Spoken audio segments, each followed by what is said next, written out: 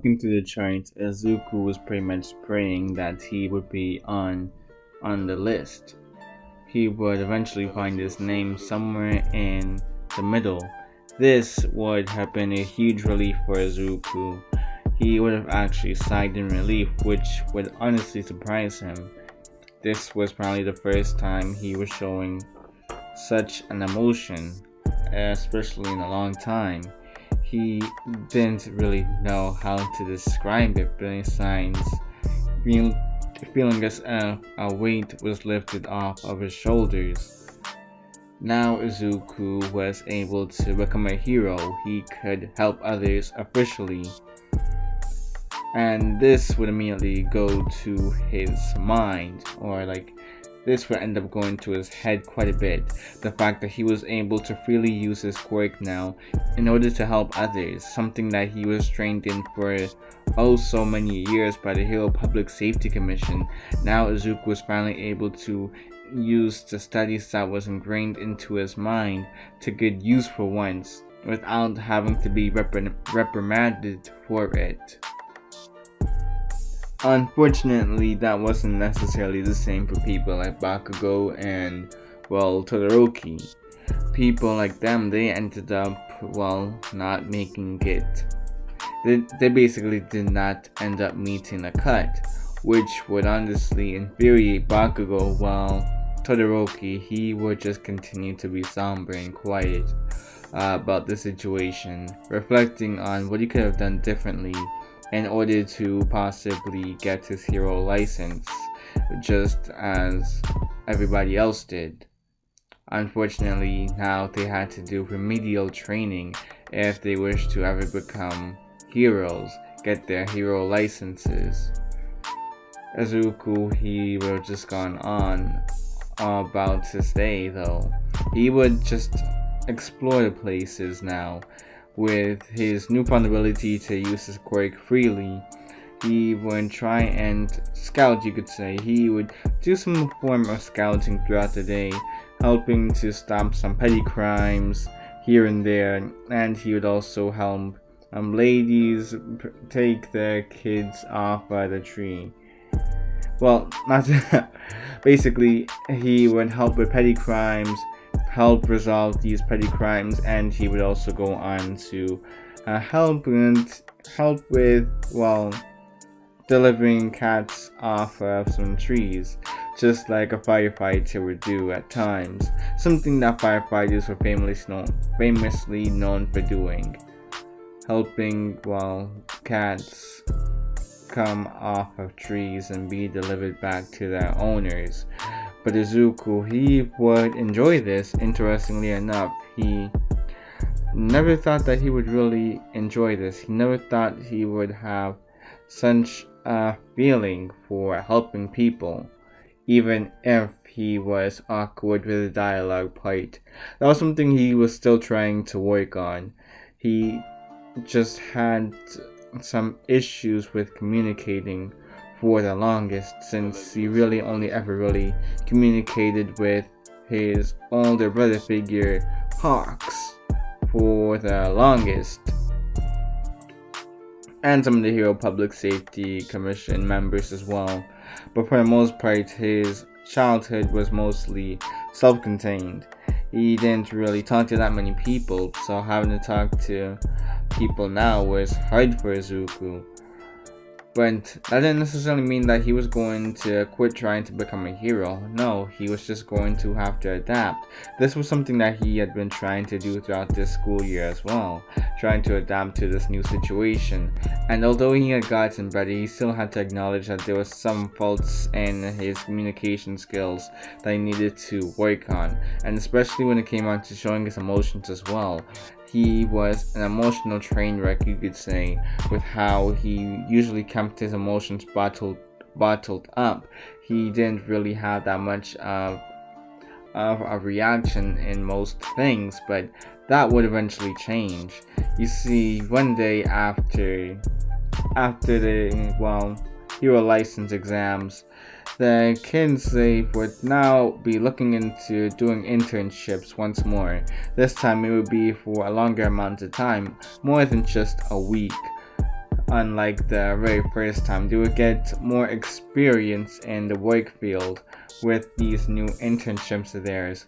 And Aizawa would even mention how he brought in the big three in order to pump these guys up for, well, the internships, just to inform the underclassmen of how important these internships could be. Sure enough, Mirio Toganta, Tamaki Amajiki, and Nejire Hamijima all three of them would end up walking into Class 1A, and of course, Nejire would immediately just bombard the kids with questions that would kinda scare some of them away. She would be questioning the while Mina's antlers. She would go over to Shoji at one point. She would be questioning why he wore a mask. She would go on to ask far too many questions to the point where Mirio just had to eventually shut her down. Even Aizawa was quite annoyed with the bombardment of questions. He was not expecting for this girl to have so much energy. But then again, he did remember hearing that this girl was a bit of an airhead. He wasn't really the one to teach them, more so it just so happened that he wasn't really around during that time. He just wasn't really aware of how Nejire was. Even if he were to have taught her back in the day, he thought that she would have grown out of this by now, but he guessed not, which surprised him. When it came on to Mirio though, he was considered the strongest out of the big three. Tamaki was up there as well, but it was mainly Mirio, due to how he was able to use his quirk. And Mirio would even mention how he was willing to actually take on all of Class 1A in a fight, or a sparring match if they really wanted to, just to show them the difference in strength. Many people in Class 1A would actually believe that Mirio was being a bit too cocky, too ahead of himself, you could say, and they would take on the challenge, believing that this would be an easy fight if it was all 20 of them against just one lonely Mirio Togata. But he would actually prove each and every single last one of Class 1A wrong. The only person that was not immediately taken down in one hit was Izuku, and that was mainly thanks to his stand, Weather Report. Mirio wouldn't have been aware of the existence of Izuku's stand.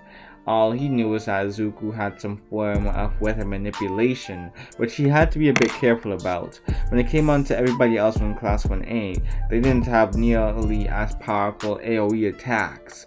Izuku, he could practically use his quirk anywhere, or at least he believed that was a quirk. And of course Izuku, he would definitely begin to use his, well, stand's abilities on Mirio. The very first thing that Izuku would try to do was to rain hail on Mirio, but Mirio would simply just phase through every last one piece of the hail. Izuku would then switch up his fighting style to using air attacks, large wind attacks, whatever you really want to call it. And this would blow Mirio back a little, but he would just get right back up and dash towards Izuku. Izuku would quickly respond with, well, using Weather Report in order to fly high into the sky, avoiding Mirio's next attack, which surprised Mirio. Like 1 second Izuku was there for his taking, and then all of a sudden Izuku just flew up into the air. Okay, this kid was interesting. Mirio had to admit that Izuku was going to be somebody he had to really watch out for. This kid was strong, he could tell, and the way that he used his quirk was also rather unique. He would have thought that Izuku would just try and send a bunch of thunderstorms at him, but no, he was using it in all of these different mechanics, which was unusual. Most people with weather-related quirks had an egotistical mind, you could say, thanks to how, well, potentially powerful their quirks could be. But they always ended up destroying themselves in the process, just because of the fact that they were just too ahead of themselves, too confident in themselves and their abilities. Izuku was seemingly the well, antithesis to that.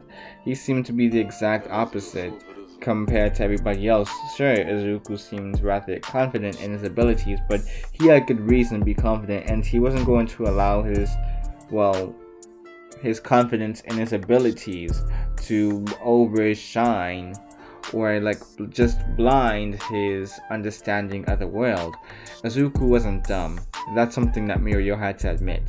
Izuku was able to dodge and weave through most of Mirio's attacks. Izuku would even manage to get a couple of hit-ins as well, which would surprise Mirio.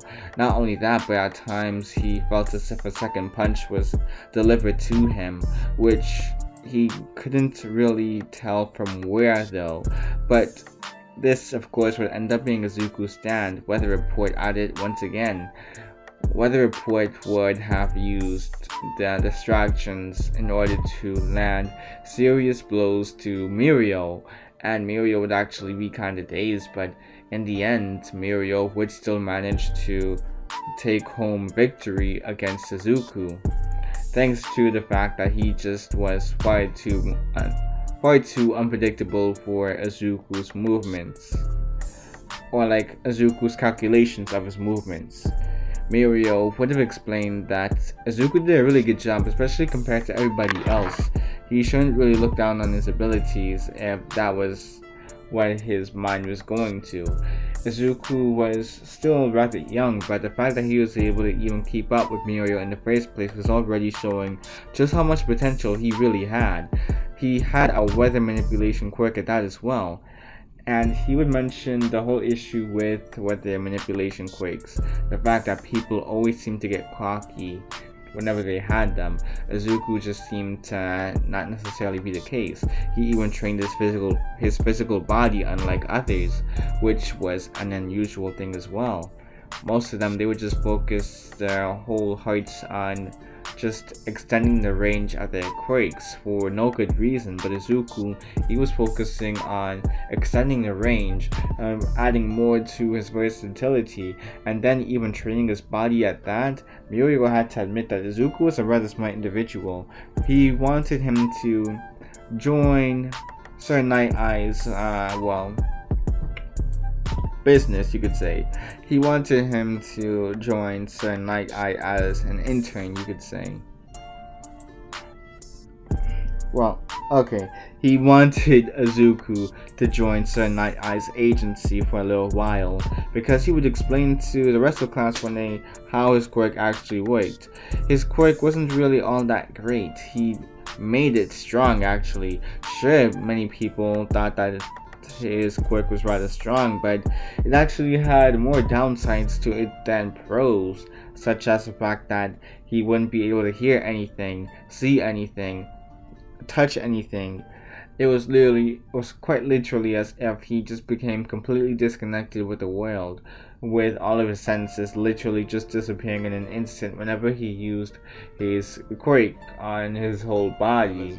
It was different, of course, whenever he used it on certain parts. Sure, he wouldn't really be able to feel anything in say an arm or something, but he would still be able to have his five senses, just not in that arm or leg, or you get the point.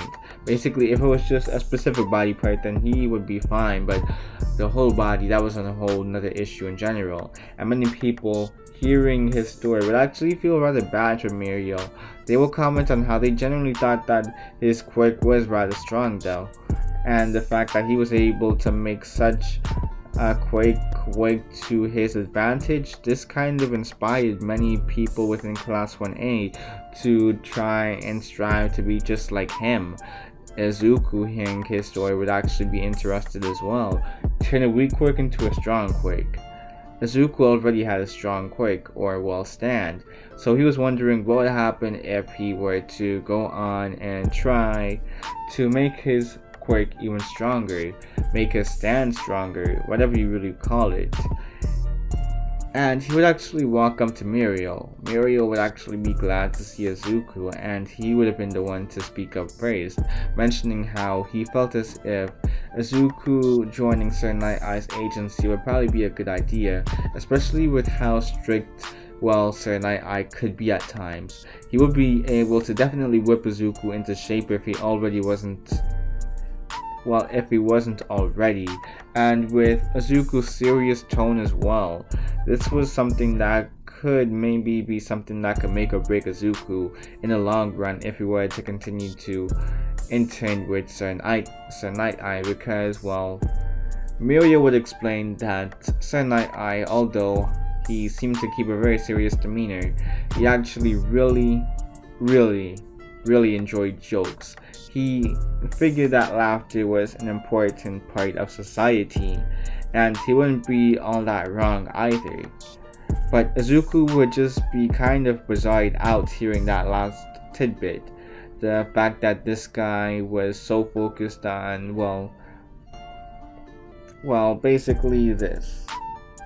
basically laughter, of all things. Just making people laugh was kind of unusual, especially with everything that he had heard about Sir Night Eye in the past.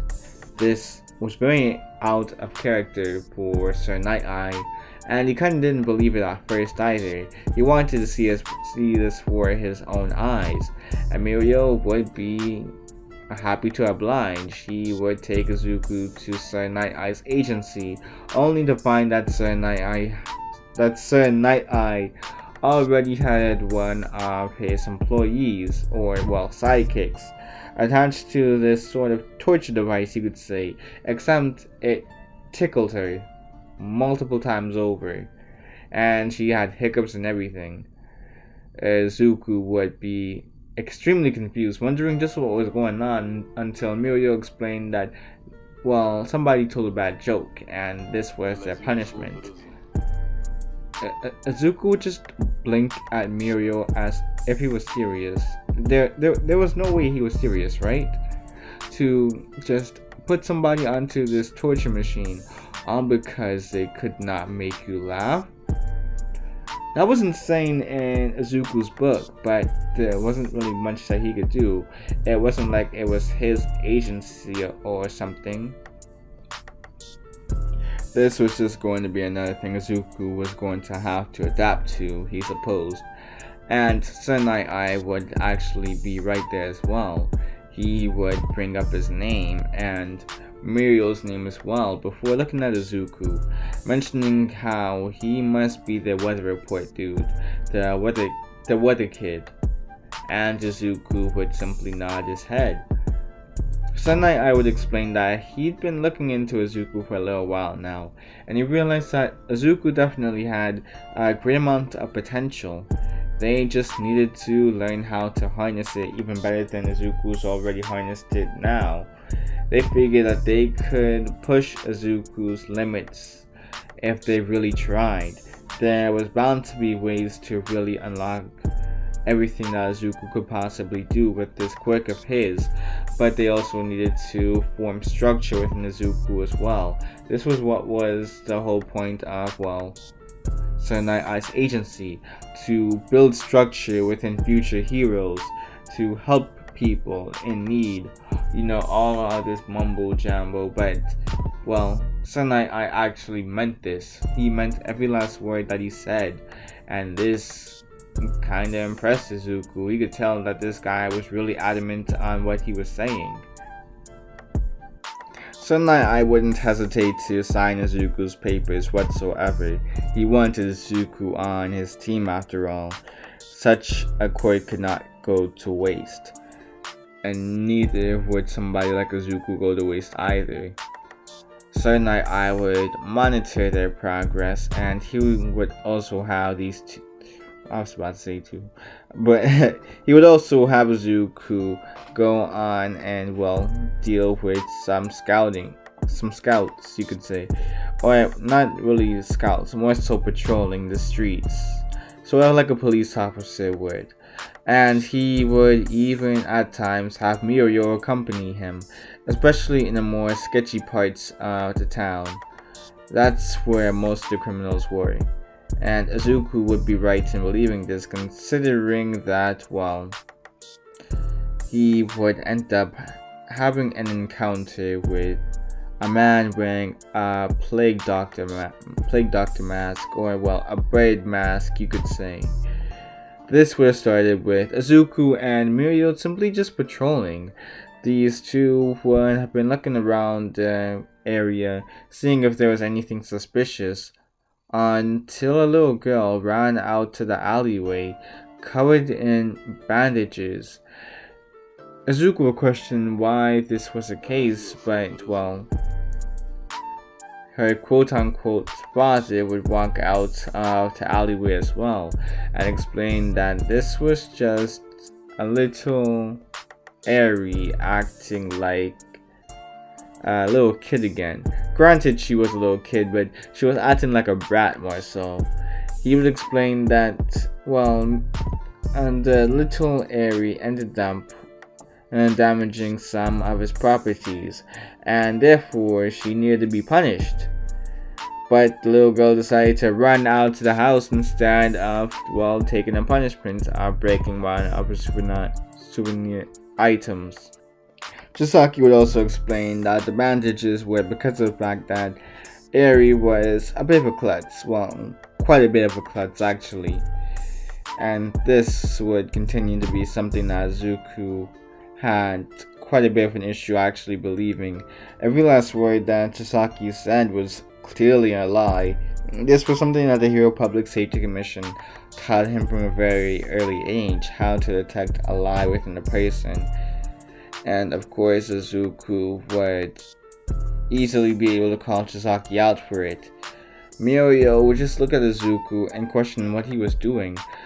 The little girl, Eri, was clutching onto his body at the time, and she mentioned how she didn't want to go back there. She wanted to be saved. They didn't want to leave or anything, and Izuku would have felt bad for this girl. Whatever that she went through must have been traumatic. He would look over at, well, Chisaki, and he would look back at Eri before clutching her closer to him. She tried to wiggle out of his grip, but Izuku would just continue to squeeze tighter on, well, Eri. He wasn't going to allow the little girl to just leave and go back to this guy who had clearly been messing with her one way or another. He didn't necessarily know what his quirk was or anything, but he knew that this was a dangerous man. And sure enough, he would actually be right in believing this, because as soon as Chisaki's hand touched the ground, it was practically all over, at least for weaker people. But when it came onto Izuku, he would just use his weather manipulation in order to fly into the sky, and not only that, but to send a barrage of attacks at Chisaki as well. These attacks wouldn't have been all that harmful, but they would have been enough to actually paralyze, well, Chisaki. Izuku would just walk down and he would just slap the man as well, knocking him out unconscious, if he was already still conscious at the time anyways. Both Chisaki and, well, Eri would be brought to custody. When it came on to Eri, they would actually end up having some sort of, well, connections being made. They would actually get a breakthrough when it came on to Eri, and they would find out everything about what happened with her in these cruel and unusual experiments, you could say. When they found out just how these quirk erasing bullets worked and everything along these lines, they would have actually been rather angry finding this information out. Mirio would actually thank Izuku for acting the way he did with impulsiveness, because they probably wouldn't have been able to rescue the girl in time.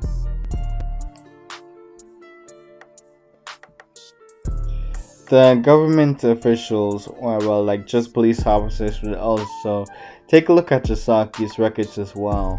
And although the man managed to keep a pretty clean, facial appearance, you could say, or just he would just try and keep up appearances, make himself look like a better person than he really was, even when looking at government policies. This didn't necessarily mean that this guy was good. It's just how he was able to cover up his not traps, but tracks good. That was the thing about him. With all of this new information coming from Eri, and the fact that they were eventually able to find some data on Chisaki, well, let's just say that a raid would end up happening. They would just raid the Shiozaikai, HOQ, or like headquarters or whatever. Wait a second, I'm dumb. Alright, it's just HQ. They would basically end up making it all the way to Chisaki's,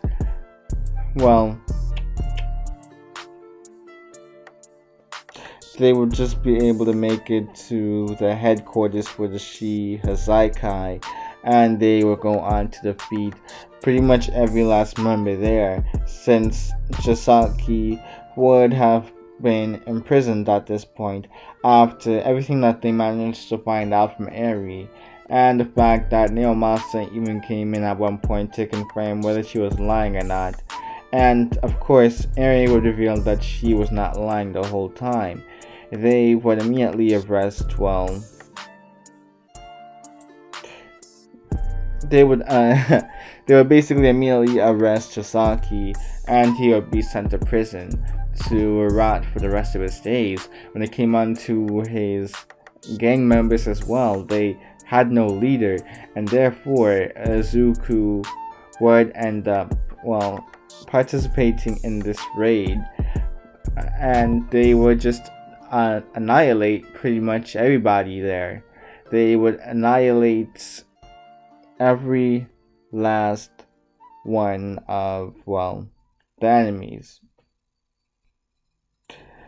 Izuku would eventually just call it a day, especially with how so many people ended up coming on, this specific day to basically help in this raid against the Shiozaikai. Izuku would have thought that this was a rather easy breeze, and of course, from there, Izuku would just continue to participate in all of these different events. He would go on to build more social skills, and he would eventually also end up having to face off in a fight against Kirishima, the current, symbol of peace at this point in time, or a symbol of peace in the making. He, had received One for All from All Might, and now he was also becoming strong, very strong as well. Kirishima would even go on to manifest 6 of the quirks technically, you could say 6, 5, or maybe. He would basically unlock pretty much all of One for All's hidden quirks, although he would end up dying earlier. But it would all be worth it, considering the fact that the League of Villains had not been sleeping well at night whatsoever. Knowing that Izuku was around meant that they had to technically live in fear. The fact that All Might was around didn't make things much fairer. Better, I meant to say. And of course, in the end, Izuku, he would continue to become, a pretty great hero actually. Izuku would go on to help many civilians, and his social skills would improve to the point where he would effectively become one of the best heroes in Japan, especially thanks to the Hero Public Safety Commission's efforts as well in this cause. after Kirishima ended up dying at an early age from what people presumed to be height failure, especially after activating all these different quirks. Izuku, he would just become the next #1 hero right after, well,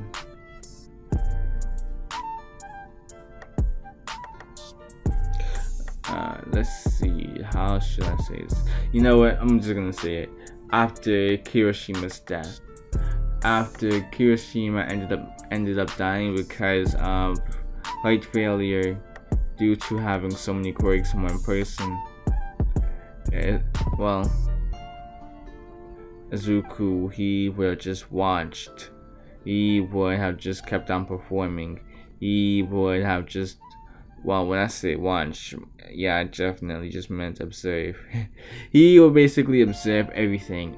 He would continue to become stronger, and he would become the next #1 hero, and many people would actually crumble before his feet because of the fact that they knew that they could not really stop him. And, well, then again, there was no issue in stopping a person like him, a person like Izuku, because of the fact that he, although he had power, he wasn't going to use it against anybody so irresponsibly.